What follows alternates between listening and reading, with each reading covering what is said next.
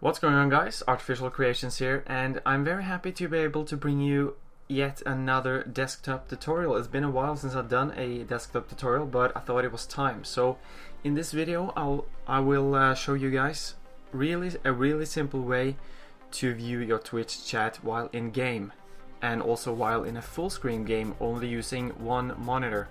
The last tutorial I made on this topic has become one of my most viewed videos, and by far my most viewed one of my most viewed tutorials, and I've gotten a lot of requests, and a lot of people have said that doesn't work anymore and it's too complicated.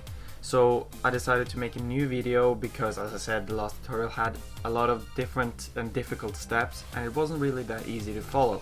So here we are, and this method is going to be a lot easier because it really doesn't require you to download any new software, because a lot of you already are using this program while you are playing a game anyway, I'm assuming. So, well, if you're not, well, then I guess you have to download something, but I can't really see that being an issue because for you guys that this is actually, or you guys that are actually going to use this tutorial, and if you're already streaming or planning to stream, you pretty much have this program already. So the program we'll be using is Steam, and we'll try to take advantage of Steam's in-game overlay and use the browser that comes with it to see our Twitch chat while we are playing. So without further ado, let's just jump right into getting into this tutorial.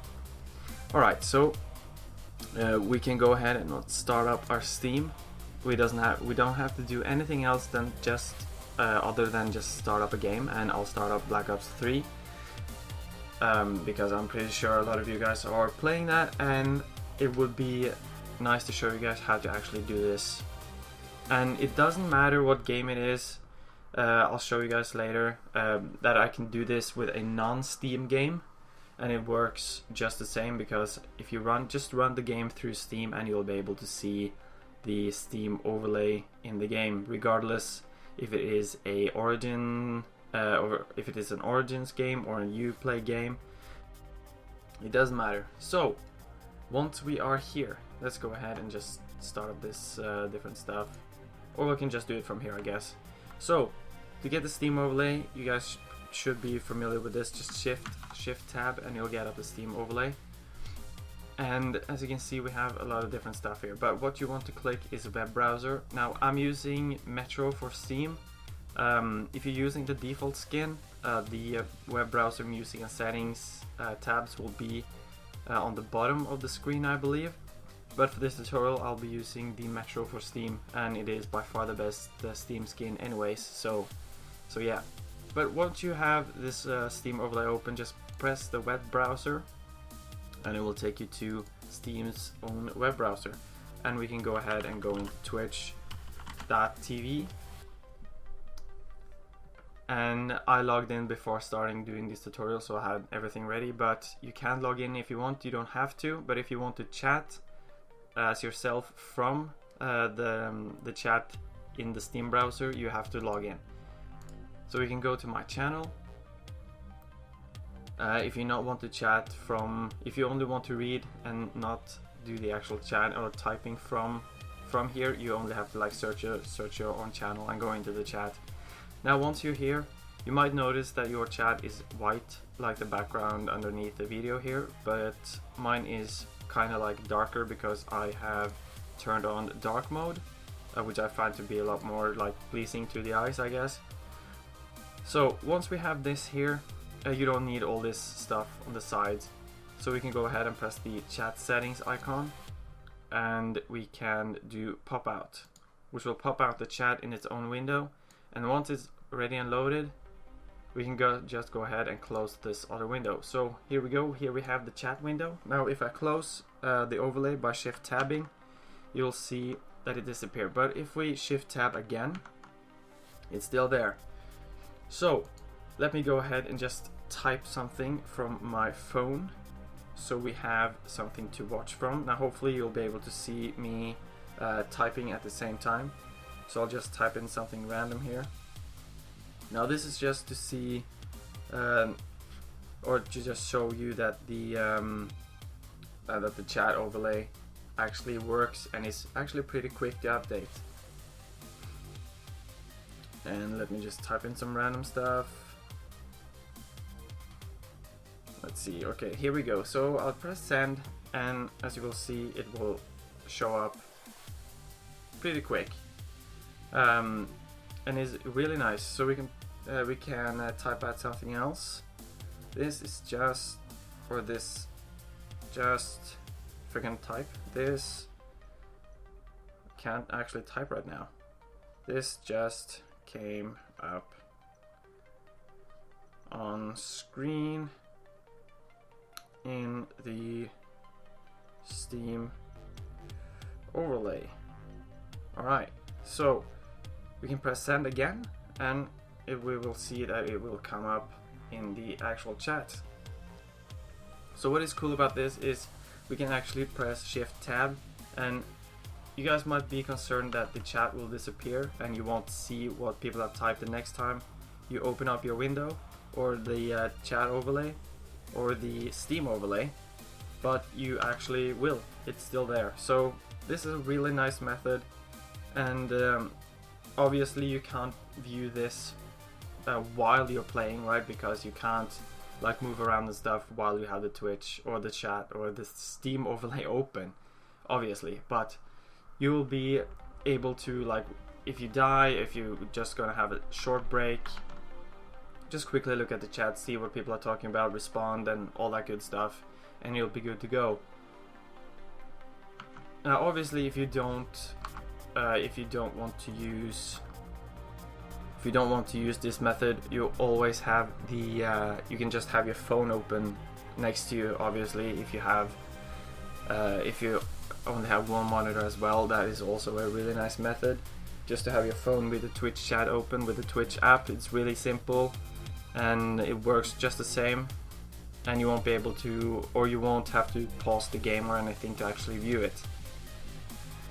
So I would definitely recommend that method as well. But if you still want to use the Steam overlay method, we can go ahead and try and run another game that is not in Steam, so we can see that it actually works. The Steam overlay actually works with a non-Steam game. So if you are using the default skin, there will be a non-Steam game at the bottom of your library, I believe. But if you're using Steam or Metro for Steam, it will be under the settings icon and add a non-Steam game to my library. So we'll press that and we'll browse for a game, and we'll add Titanfall to the list, and simply press add selected program, and it will add Titanfall. So we can go ahead and start up Titanfall. Now obviously I've already logged into my Origin to save some time, because logging into Origin is a pain in the ass, to be honest. Origin might be the worst like game launcher I've ever used, so it's terrible. It's too bad the game launcher is terrible, because there are some really nice Origin games like Battlefront and Titanfall, obviously. So once we have come into the actual Titanfall game, let it load up here in a bit.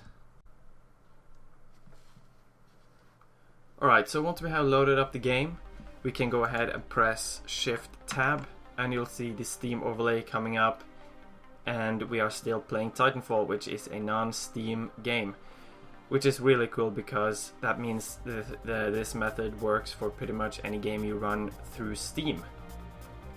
Okay, so well, the downside to doing this method is every time you are closing out of a game and going back to your desktop, you have to reset or reset up the web browser in Steam, which kind of sucks, but it works. It works, I guess, because it isn't a really big operation to do. It's really simple, just going into Twitch, going into your channel, and popping out the chat from the actual web browser, and you are good to go again. It is really simple and a really quick way, and it doesn't require you to write in a lot of stuff like the last method or the last tutorial I did on this topic did. And as I said, it's really simple, and it will work for, at least it has worked for all the games I've tried doing this with, which is a couple now. And both Ubisoft games through Ubi Launcher, whatever that game launcher is called, and through the Origins launcher, and through Steam, obviously. So we can go ahead and shift tab out of this again. We can shift tab once more and we'll see the chat, no problem. Now if you are to type in this chat, it lags a bit. If I can type. So